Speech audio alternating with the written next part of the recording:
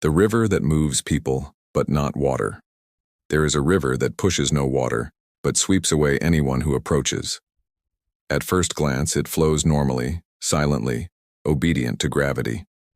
However, at night, something invisible moves beneath the surface, causing bodies to shift places without marks, without struggle, as if the ground itself had decided to move people, without leaving any trace or explanation. As the clock approaches midnight, the river remains calm, but the people do not. Bodies are found meters away from where they lay, always facing the bank, as if they had been chosen. There is no current, no footprints, no signs of dragging. Only the feeling that something passes through the river every night, ignoring the water, but recognizing those who observe too much. And when someone notices the pattern, it is already too late to leave. The river had flowed through the region for centuries, used by residents, fishermen, and travelers without ever raising suspicion. Everything seemed normal during the day, with the water following its predictable course. The strangeness began when people started reporting inexplicable changes of location after approaching the bank. They weren't carried away by the current, nor did they fall into the water. They simply woke up in different spots, disoriented, with the sensation of having been pushed by something that wasn't touching the river. At first, the reports were ignored, dismissed as confusion or exaggeration, until the pattern became impossible to deny. The river seemed the same every day, surrounded by dense vegetation and uneven banks that concealed constant shadows. The water flowed clear, without eddies or visible force, creating a false sense of security. The air, however, was heavy, and the silence was more unsettling than the sound of the current. At night, the light reflected strangely, as if something were passing between the bank and the riverbed, shifting the surrounding space. Those who remained there felt their bodies become misaligned, as if the ground were slowly changing position. This deceptive environment led many to underestimate the risk, until they realized that the river didn't move water. It only rearranged people. No one understood how, and this made everything even more disturbing. The first warning came discreetly, almost unnoticeable. A fisherman claimed to have been found dozens of meters from where he had stopped, with no memory of having moved. There were no marks in the mud, nor signs of a fall. Other similar reports began to appear, always near the river, always at night. The victims described the same sensation, as if the world had slid around them for a few seconds.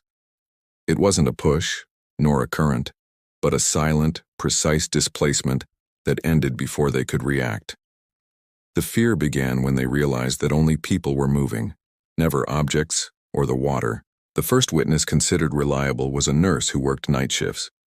She reported stopping by the riverbank to rest when she experienced a brief blackout, like a prolonged blink. When she regained consciousness, she was further from the bank, her body intact and her heart racing. She swore she hadn't been touched, only moved.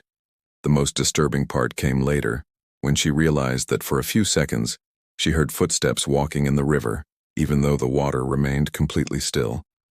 Her account coincided with other details previously ignored, lending weight to the impossible. Authorities launched a cautious investigation, avoiding drawing undue attention. Technicians measured the current, analyzed the soil, and installed thermal cameras around the river. No equipment recorded anomalies in the water, but the images revealed strange glitches always at the same time. People would appear at one point and, in the next frame, emerge meters away, without any visible transition. The more they tried to understand, the more evident it became that the phenomenon did not follow known physical laws.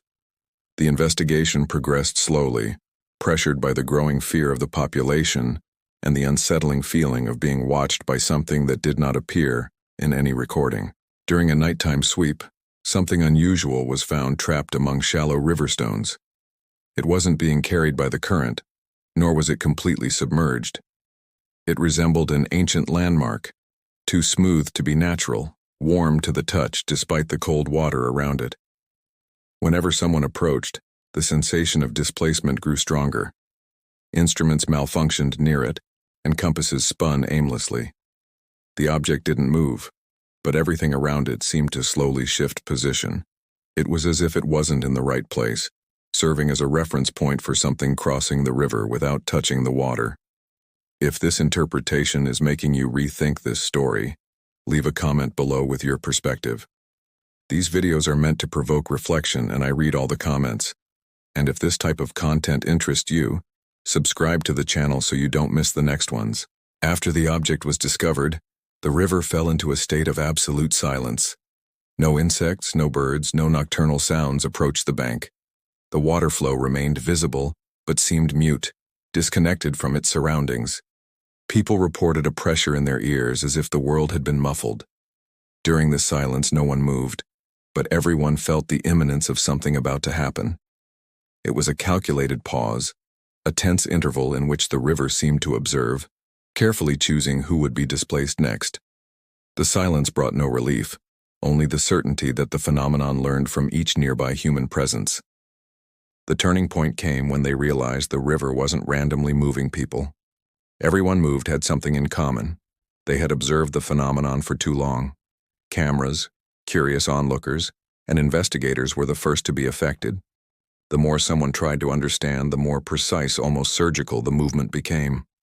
The mysterious object didn't cause the phenomenon. It merely marked the point of passage. The river was just the setting. Whatever moved there didn't need water, only human attention to traverse the space and rearrange bodies as if they were temporary obstacles. Fear spread rapidly through the region, transforming the river into an invisible boundary. Residents began avoiding windows facing the riverbank and turned off lights at night to avoid drawing attention. Stories of silent displacements multiplied, creating panic even among those who had never been near the water. The simple act of observing the river for too long came to be seen as a risk. Schools changed routes, roads were diverted, and the place entered an involuntary isolation. The terror no longer came from the phenomenon itself, but from the constant possibility of being chosen without warning, without touch, and without explanation. The most feared theory emerged among a few researchers and was never officially released. It stated that the river crossed a zone where space did not remain fixed, only observable. Something crossed this point every night, using human attention as an anchor. People were not moved by force but repositioned like objects removed from the path. The water did not react because it was not relevant. Only consciousnesses were perceived. Those who understood this theory avoided even thinking about the river for too long, because understanding too much meant becoming visible to what was passing by, adjusting the world without asking permission. The search ended when it became clear that investigating meant participating in the phenomenon. Equipment was removed, records erased, and the area isolated without public explanation. No official conclusion was presented, only the silent closure of all efforts. Those who had spent the most time near the river began to avoid any memory of the place, as if thinking too much might cause another displacement. The river continued there, seemingly harmless, flowing as it always had. But the absence of new investigations brought no relief, only the certainty that some questions should not be asked, because the answer moves in silence.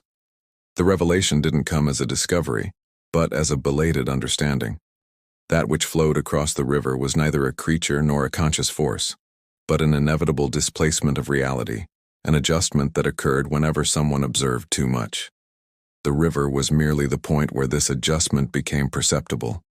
People were moved because they were in the wrong place at the wrong time. There was no intention, punishment, or moral choice, only correction.